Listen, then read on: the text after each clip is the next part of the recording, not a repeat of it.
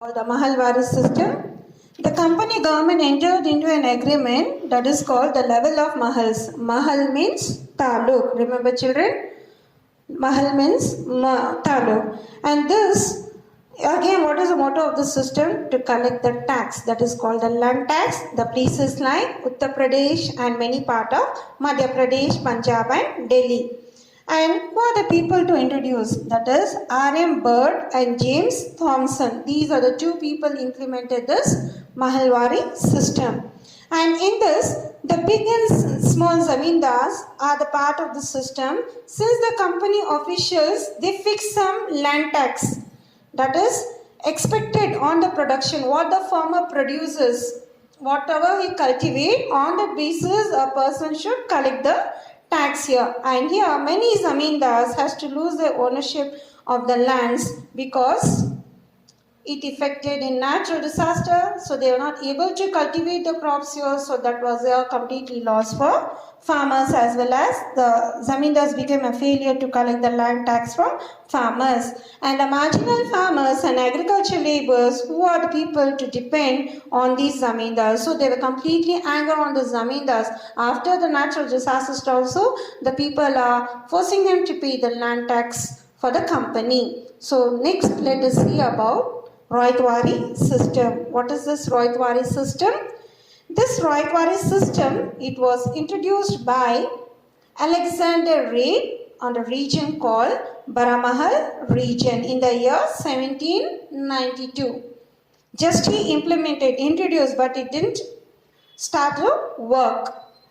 That was in a place like Madras and Mysore. And later, Thomas Munro in the year 1801, see the difference children?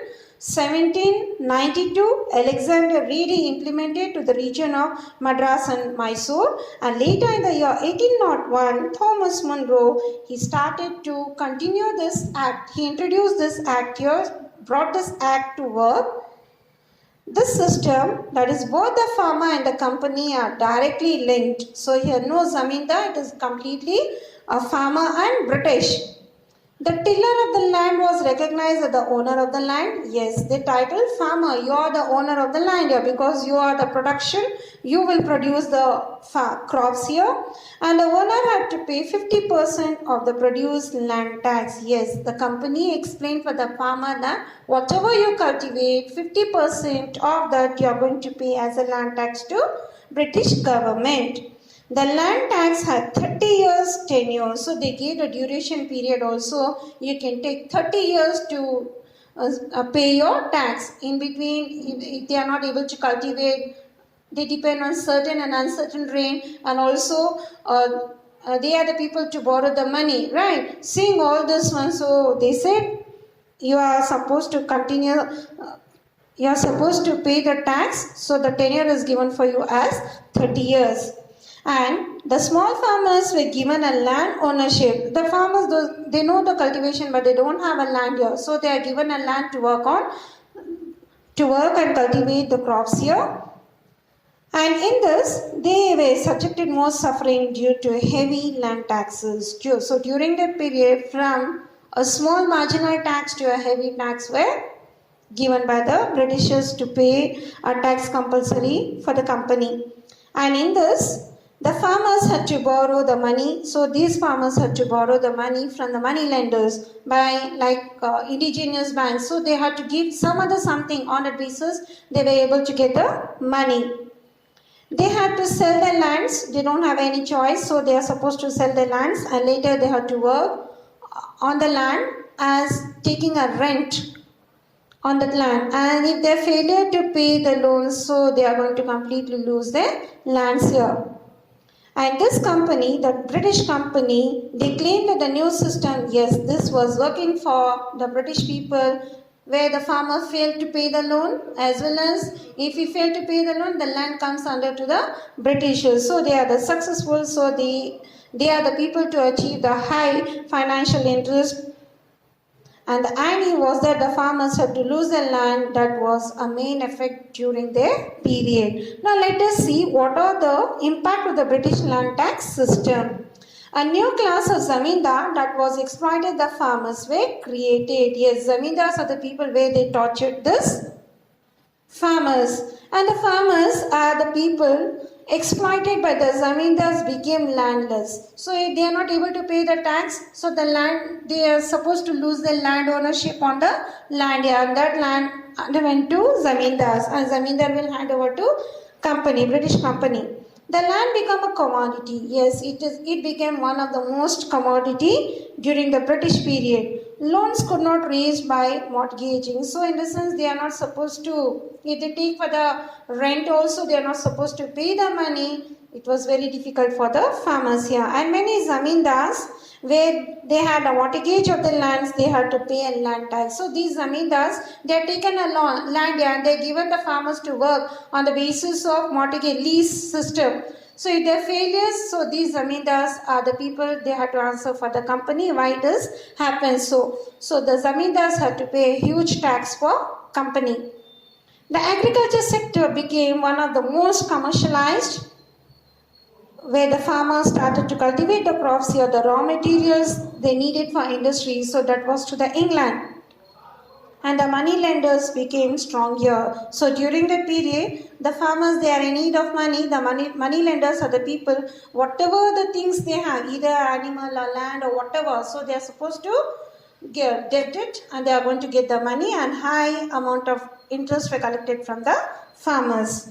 And now let us study about the modern education, how this education implemented in India by Britishers. So here, as we know here in olden system, what was the education system? Do we have this English education system? No, it was only of traditional education that was practiced in our India. And later, the changes brought by Britishers giving education in 18th century, like new schools were started for the children of the Britishers and Europeans that they were living in our India. And since to facilitate this, if the people want to take education, other people, do they give the free education? No, they had to pay fees. They had to pay some amount. Then only the education were given for the local people. So Warren Hastings, where we studied children, Warren Hastings, yes, we studied up in judicial system. So here Warren Hastings, he is the person facilitated the expansion of modern education in India in the year 1781 that started in Calcutta, Madrasa. Jonathan Duncan, he is from British, he is the person to start Sanskrit College in Banaras in the year 1792. And one more person, Charles Grant, where he pressed for the universalization of British education in India. So he said, when we are living in our India, we have to focus for our education, it should be expanded. So publicity should be done in India. That was given by Charles. And the expansion of the British education that motivated by the British in India, and where the people had to pay the fees, they appointed some officers to support this education. The appointment of Lord William Bentinck, he plays a role model in education.